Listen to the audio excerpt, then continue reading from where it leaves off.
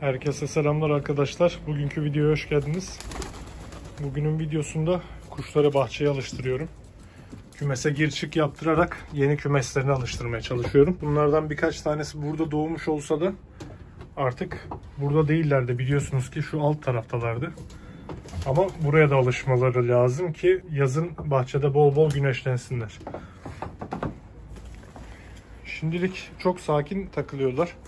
Geziyorlar, yemlerini yiyorlar, biraz da açlar. Ama fazla enerjikler. O yüzden ani bir hareket direkt kaçmalarına sebep olabilir. Çünkü burada kaçarsa direkt olarak yok olur. Buraya kolay kolay inemeyeceği için hemen yok olur kuşlar. O yüzden bol bol aradan yemlerini veriyorum. Karınları doymayacak şekilde. Karınları doyarsa o zaman da giderler. Gerçi şu an bunları burada tutan açlık değil. Sosyalleşiyorlar, güzel güzel geziyorlar. Kümeslerin önündeler. Şimdi kuşları alıştırırken yapmam gereken şey sürekli gir çık pratiği yaptırmak ve bu esnada da bazı sesleri tekrar etmem gerekiyor. Mesela ıslık gibi. Islığa alıştırmam lazım. Islıkla beraber içeri gir çık yapıp bunu öğrenmeleri ve pratiğe dökmeleri lazım. Mesela hemen deneyelim bir tane.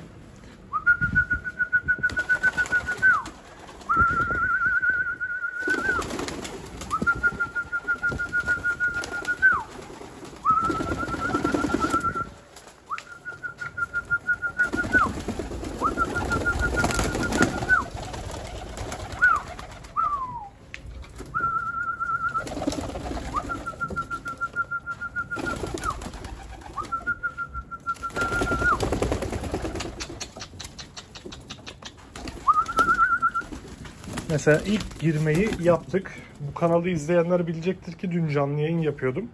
Canlı yayında ilk defa saldım kuşları. Bundan öncesinde zaten bu kümese 2 gün önce geldi bu hayvanlar.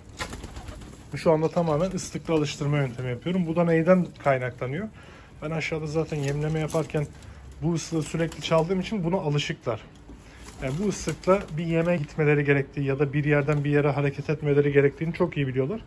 O yüzden rahatlıkla alıştırabildim. Tabii ki ayağımdan da destek aldım. Ama kolayca alıştırabildim. Bunu birkaç kere pratiğe döktüğünüz zaman yani bir sesle eğitmek her zaman çok daha güzel oluyor. Yıllar öncesinde ben yani bundan bir 6-7 yıl önce ben bunu 45-50 kuşa tek bir ıslık başlangıcıyla kümesin kapısına yığıyordum. Eskiden çok emek veriyordum ama şu anda o kadar emek veremiyorum, eğitim veremiyorum. Eğitime takıktım. Direkt olarak tek bir ıslıkta kümese doldurabiliyordum hayvanları.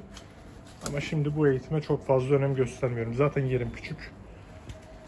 Şöyle zaten çıkamayacakları bir ortam var.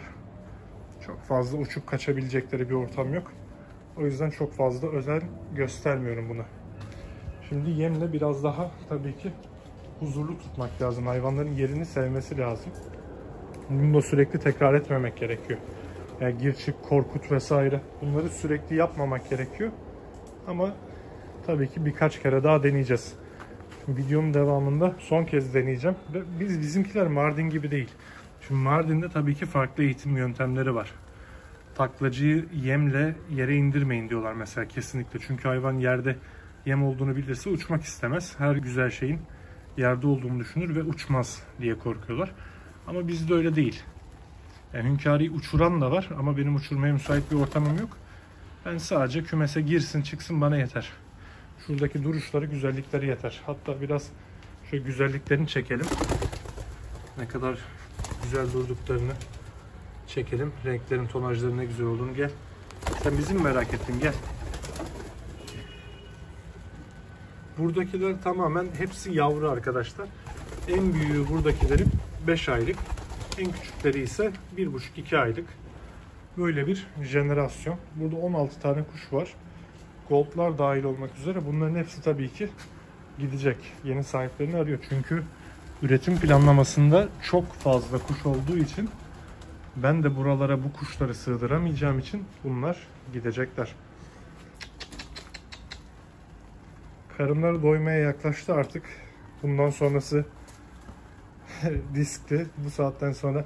Gerçi benim kuşlarıma inanıyorum ben. Karınları doyduktan sonra giderler kümeslerine geçerler. Sağa sola uçmaya çalışmazlar diye umuyorum. Bugün bir banyo yaptırmaya çalıştım. Şu hortum o yüzden burada. Ama banyo yapmaya yanaşmadılar. Daha güneşli bir günde tekrar deneyip banyo yaptıracağım. Bahçede keyifler yerinde. Şu Yasemin inşallah büyür. Bu yaz büyütmeye çalışacağım bunu. Bu ağaca sarmaya çalışacağım. Burada bir deve tabanım var. Burada bir Japon gülüm var. Bu Japon gülünü üst komşum sağ olsun hediye etti bana. Senin bahçen var bakarsın dedi. Bunların hepsinin dibine güvercin gübresi zaten ben ekledim. Bu bezelyelerimi de buradan yok edeyim. Ama bu yaşar mı onu bilmiyorum. Burada defne ağacım var. Çok güzel bir defne ağacı. Kokusu da çok güzel. Gölgesi de çok güzel. Ama buradaki yeni dünya ağacını, altı eriği mi diyorlar, yeni dünya mı bilmiyorum ama yarısından kestim. Çünkü evin güneş almasını büyük ölçüde engelliyordu. Şşş. Hadi yukarı yukarı.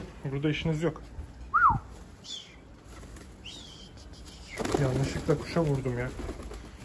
Özür dilerim güzel kızım. Bir tanem özür dilerim. Sana vurdum yanlışlıkla. Ama sen de biraz refleks göster. Hiç refleks göstermiyor yavrum. Dondu kaldı. Kümese gir çıkla böyle alışıyorlar. Şimdi bazılarınız diyecek ki ya alıştırmışsın, çıkarıyorsun işte sokuyorsun çıkarıyorsun. Ama öyle değil. Daha koyalı 2 gün oldu bunlar. İlk defa dün akşam dışarı yüzü gördüler. Ama yavru oldukları için tabii çok kolay alışıyor. Yetişkin olsaydı basar giderdi. Kümesi de göstereyim size biraz. Burası biraz daha dağınık, düzensiz yerler. Şimdi güveç var, mineral kabı var, suluk küçük falan ama burası da daha düzenli hale gelecek. Bir tane yemlik ihtiyacım var, yemlik alacağım. Bir de acaba şunlara kapak yaptırıp eşhane olarak tekrar aktifleştirsem mi onu düşünüyorum. Çünkü çok güzel eşhaneler. Ben bunları folluk olarak kullanıyordum. Şurasını açıyordum. Bir yere bir yumurtluyordu, bir yere bir yumurtluyordu. Tabii bu düz duracak. Böyle oluyordu ama eşhane olarak kullanacağım zaman bunu kapatıyorum. Sonrasında yukarıda kapağı var bunun. Yani şu kapaklar bunların kapakları. Bu kapakları takıyordum, eşhane yapıyordum ama şu anda öyle bir durum yok tabii. Çünkü bütün eşlerim aşağıda.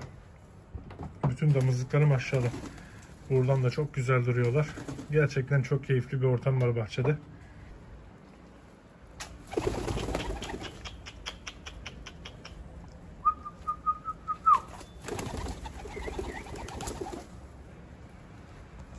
Bu videonun başlığı da herhalde yavruları kümese alıştırıyorum olurdu. Sopa da göstermeye alıştırabilirsiniz ama ben sopayı çektiğim anda kalkacaklar muhtemelen.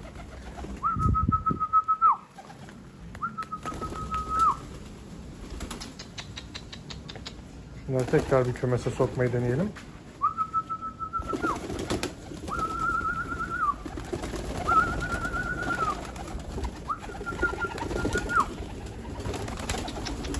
Duracağınız yer çok önemli arkadaşlar. Yanlışlıkla kazara kümesin kapısına yakın bir yerde durursanız hayvan ilk seçenek olarak bakın kümesin kapısını tercih eder her zaman. Güvenli yer olarak orayı seçer. Yani burada bir iki gün bulunduysa eğer. Ama siz kapının önünde durursanız ikinci seçeneği her zaman değerlendirir ve kaçma olasılığı çok yüksektir. Şimdi bunlara bir yemleme yapalım hemen. Yavrulara nasıl yemleme yapıyoruz onu da göstereyim size. Şimdi yemlemeyi yapıyoruz. Bunlar bizim gelecek neslimiz olduğu için, gelecek damızlıklarımız olduğu için güzel bir bakıma ihtiyaçları var tabii ki. Aşağıda damızlıklarıma nasıl bakıyorsam burada da çocuklarıma öyle bakıyorum.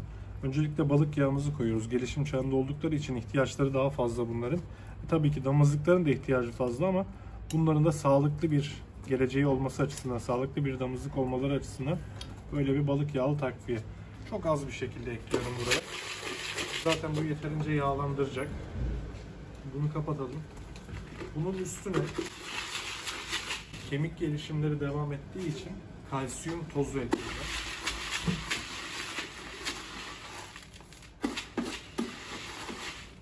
Kalsiyum tozunu tutması açısından biraz daha fazla yağlamam gerekiyor. Balık yağını biraz daha ekleyip daha sulu bir hale getiriyorum. Bunlar tabi aşağıdan alışıklar yemin böyle hazırlandığına. Yem olduğunu çok iyi biliyorlar. O yüzden geldiler. Bayağı bir yağlı hale getirdim gördüğünüz gibi. Yemimiz şu an oldukça yağlı. Bunun sebebi de bu yemi birazdan kalsiyum tozuna boğacak olmam. 1 kiloya normalde bir ölçek koyulan bir şey bu. Ama bende yarım kilo var. Ve çeyrek ölçek gibi bir ölçekte kalsiyumu ekliyorum. Kalsiyumu ekledikten sonra iyice karıştırıyorum. Bunda önceki videolardan biliyorsunuz kalamar kemiğinden tutun yumurta kabuğuna kadar her şey var. Çok yüksek oranda mineral ve kalsiyum var. Grit taşlarda. Bunu ekledim. Artık kalsiyumumuz yeme yapıştı. Kalsiyum tozumuz, yumurta kabuklarımız, her şeyimiz yeme yapıştı. Gelişimlerine faydalı olacak şekilde bir yem oluşmuş oldu. Bitmedi tabii ki. Bir de Natural'in vitamineral ürünü var. Hem vitamin hem mineral ürünü. Bunu da şöyle bir yaklaşık 10 gram kadar hemen serpiliyorum. Sonrasında bunu da karıştırmaya başlıyorum. Az önceki yağlı yemler şu anda tozlu bir yeme dönüştü. Ama besleyicilik oranı muhteşem şekilde artmış oldu. Buna tozu bilerek biraz fazla koydum çünkü gelişim çağındalar, tüyleri gelişmekte, kemikleri gelişmekte, paçaları gelişmekte, güzellikleri daha da artmakta. O yüzden gelişim çağında olanlara ben de destek oluyorum. Şimdi yemlemeyi yapalım. Önce burada başlayacağım. Dışarı çıksınlar. Hem size güzelliklerini gösterebileyim hem de sonrasında içeri alıp eğitime devam edelim. Kullandığımız 3 bileşen: balık yağı, vitamineral ve kalsiyum tozu. Tabii ki bunun yanında karışık yem. Biraz da buğdaylandırdım yemi. Benim yemimde normalde buğday yok. Ben buğdayı ekstra olarak kullanıyorum. Bu yemi de buğdaylandırdım ki gelecekte farklı kümeslere giderlerse orada buğday yemeği de bilsinler diye, buğdayı yabancılamasınlar diye. Hem de tabii ki buğdaya da ihtiyaçları var. Şimdi gelin bakalım gençler. Güvecimizi alalım. Bir güvecimiz burada, bir güvecimiz burada. Şöyle yemlememize kapıda başlayalım.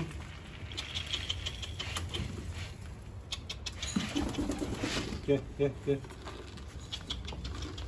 Yemlememize kapıda başlayacağız. Sonrasında içeriye doğru gireceğiz. Gel. Teşvik etmek amacıyla az önce alıştırırken yaptığım hareketlerin aynısını yapıyorum.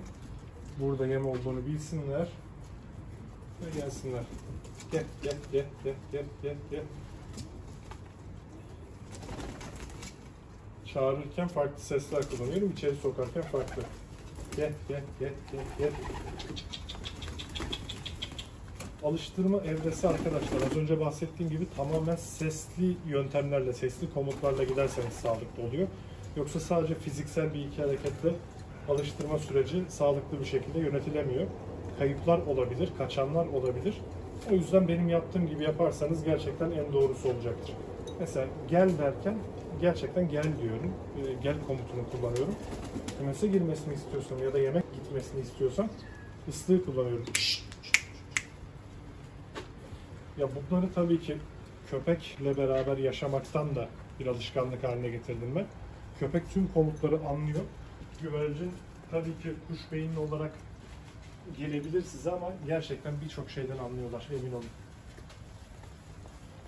Birçok komuttan anlıyorlar, yapmadan bir şekilde anlıyorlar. Ya da böyle bir dokunmayla, dürtmeyle ne yapmaması gerektiğini hayvan anlıyor. Mesela yanlış bir folluğa girdiği zaman, bir erkek başka bir erkeğin yuvasına girdiği zaman olay çıktığında o erkeği tutup bir şey yapmasını engelleyip o yuvanın asıl sahibine dövdürdüğünüz zaman oraya bir daha gitmemesi gerektiğini anlıyor. Çünkü diyor ki ben bu folluğa girdiğim zaman hem insandan şiddet görüyorum hem de diğer kuştan şiddet görüyorum. Bu gibi şeyler öğretilebiliyor gerçekten. Ama en güzeli bir ıslıkla içeri sokabilmek. Eski bir videoyu bulursam onu da size Shorts'ta mutlaka gösteririm. Üst komşumuzun kedisi de çok güzel bakıyor. Ona gözüm kaydı. Şimdi yemlenmelerini beraber izleyelim.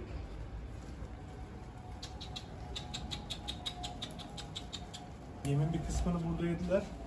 İçeri yavaş yavaş sokacağım.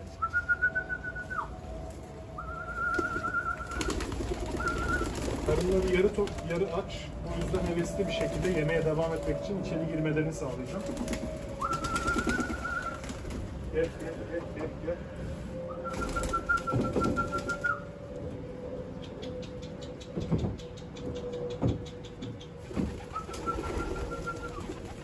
Ben içeride olduğum için hepsi dışarı çıkmaya meyilli. Ben şöyle bir çıkayım. Onları içeri sokayım. Orada yemeklerine devam etsinler.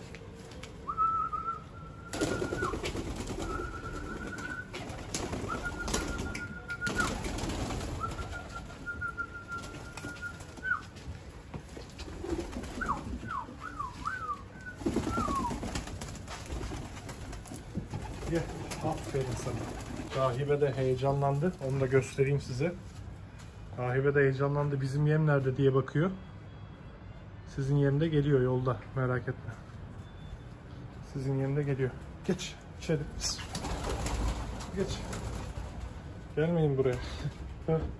Biz şimdi yavrularımızla ilgileneceğiz. Biraz daha vereyim. Ağır ağır yemeye devam etsinler. İhtiyaçları kadarını alsınlar. Tabii ki düzgün, düzenli bir yemleme değil bu. Güveçte olmaması gerekiyor bunun. Ama şu anda böyle bir daire çizip etrafında hem sosyalleşiyorlar hem de yemlerini yiyorlar. Şu yemliği de kullanalım. Hem de benim büyük yemliğim yokken rahat oluyor açıkçası. Bu yemlikten de yesinler.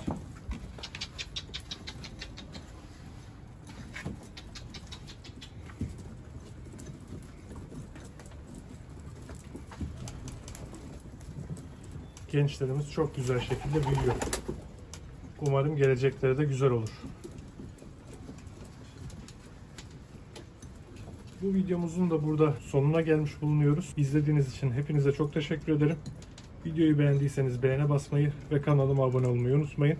Bir sonraki videoda görüşmek üzere. Hoşça kalın.